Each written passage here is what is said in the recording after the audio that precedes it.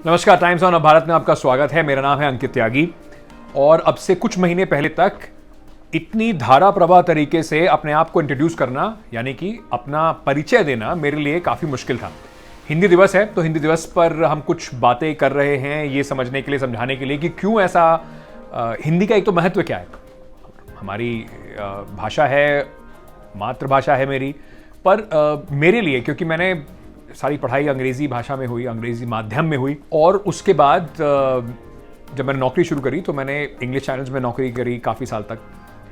तो एक प्रॉब्लम होती है कि आपको, देखिए प्रॉब्लम जैसे मैंने अभी बोला उसको मैं हिंदी बताता हूँ, समस्या मैं सीख रहा हूँ, काफ़ी अच्छी सीख गया हूँ। तो आप सोचना एक भाषा में शुरू कर देते हैं, तो मैं भी अंग्रेज़ी में सोचना शुरू करता था। जब मैंने हिंदी पत्रकारिता में आने का निर्णय लिया तो मेरे लिए सबसे बड़ा जो फैसला था, एक डर भी था पर फैसला इसलिए ज़रूरी था कि क्योंकि हिंदी भाषा जो है वो आम लोगों की भाषा है, मेरी और आपकी भाषा है।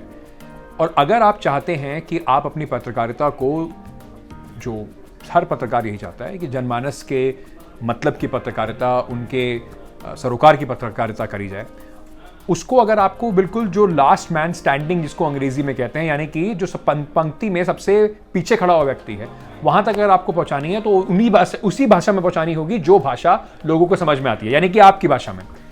तो इस वजह से मुझे लगा कि अगर मुझे सही मायने में भारत के अंदर अपनी पत्रकारिता से कुछ स्टैंडर्ड सेट करना है, कोई एक लोगों की खबरें बतानी है, उनके जीवन में कुछ बदलाव लाने की कोशिश करनी है, तो वो मुझे हिंदी भाषा में ही करनी पड़ेगी। और इसी वजह से मैंने अपनी हिंदी की पत्रकारिता शुरू करी। मुश्किल था शुरुआत में, जैसे कि मैं आपको पहले बता रहा था, सोचते क्योंकि आप अंग्रेजी में हैं और एक आपका एक फ्लो बन जाता है एक भाषा में सोचने का, तो उसको हिंदी में ट्रांसलेट करना, फिर उस तक यहाँ तक लेके आना मुश्किल ज़रूर था।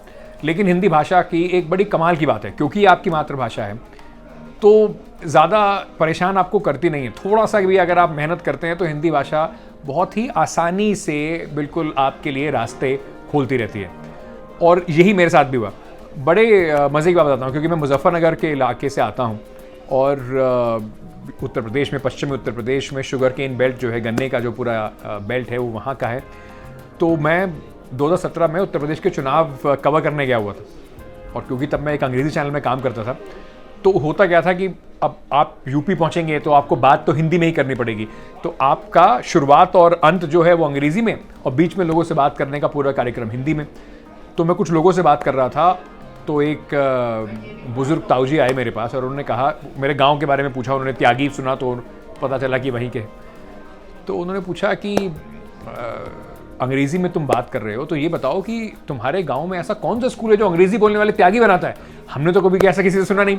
उस दिन मुझे समझ में आया कि अगर लोगों के साथ जुड़ना है तो आपको अंग्रेजी बोलने वाले त्यागी से हिंदी बोलने वाले, उनके आसपास के दिखने वाले व्यक्ति के साथ ही जैसा ही बनना होगा। इसी वजह से हिंदी भाषा का जो महत्व है वो मेरे लिए और बढ़ा और ये भी समझ में आया कि हिंदी भाषा को लेकर मैं देश के किसी भी कोने में जा सकता हूँ। साउथ में भी अगर आप जाएंगे तो आपको अब प्रबल जो जिस तरीके से हिंदी भाषा बढ़ रही है वहाँ पर भी लोग धीरे धीरे समझने लगे हैं। और नॉर्थ इंडिया में तो कई सारे ऐसे स्टेट्स हैं जहाँ पर हिंदी बोली जाती है, थोड़ा बहुत डायलेक्ट का फ़र्क ज़रूर होता है। तो इस वजह से ज़्यादा लोगों तक पहुँचने की जो मेरी मंशा थी, जो मेरी उम्मीद थी, वो सिर्फ हिंदी भाषा ही पूरी कर सकती थी।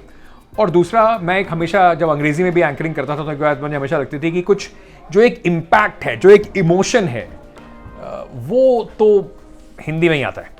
मतलब पंच लाइन जिसको आप कहते हैं ना अंग्रेजी में, तो कई बार एंकरिंग करते करते जब आप अंग्रेजी में कुछ ख़त्म करते हैं तो उसमें वो इतना सॉफ्ट लैंडिंग होती है, मतलब इतना दमदार तरीके से आप ख़त्म नहीं कर पाते।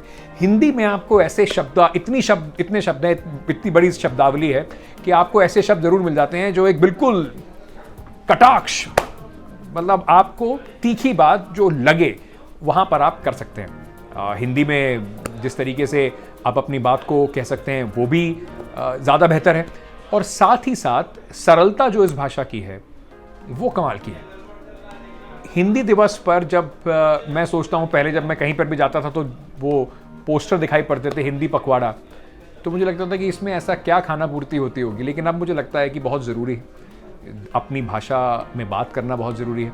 आपने देखा होगा रशिया से कोई आता है, उनके राष्ट्र अध्यक्ष आते हैं, जर्मनी से कोई आता है, अपनी ही भाषा में बात करते हैं, गर्व से अपनी भाषा में बात करते हैं। वही गर्व मुझे हिंदी बोलने में अब पूरी तरीके से महसूस होता है। इंग्लिश एक बिजनेस लैंग्वेज तो हो सकती है, यानी कि काम करने की भाषा, जिससे मैं आपका काम पैसा कमाने का जरिया, पर जो अपनापन और जो मज़ा हिंदी में है वो शायद कम से कम एक भारतीय होने के नाते और नॉर्थ इंडिया से होने के नाते और किसी भाषा में आता नहीं है। तो आप सभी को बहुत बहुत शुभकामनाएं हिंदी दिवस की। और अगर मेरे जैसा व्यक्ति शायद इतनी सारी त्रुटियां, इतनी सारी गलतियों के साथ हिंदी बोलता है, उन सबको आप झेलते हैं, माफ़ भी कर देते हैं और कभी कभी थोड़ा सा तो इन्जॉय भी करते होंगे, मज़ा भी आपको आता ही होगा उसमें। देखिए अभी भी थोड़े हिंदी के शब्द लेके आता रहता हूँ, तो उसको झेलने के लिए, प्रोत्साहित करने के लिए आप सभी का बहुत बहुत शुक्रिया। बने रहिए हमारे साथ। एक बात का आपको विश्वास दिलाता हूँ और वादा भी करता हूँ कि भाषा में अपनी और निपुण होने के लिए मेहनत ज़रूर करता रहूँगा। बहुत बहुत शुक्रिया जुड़ने के लिए।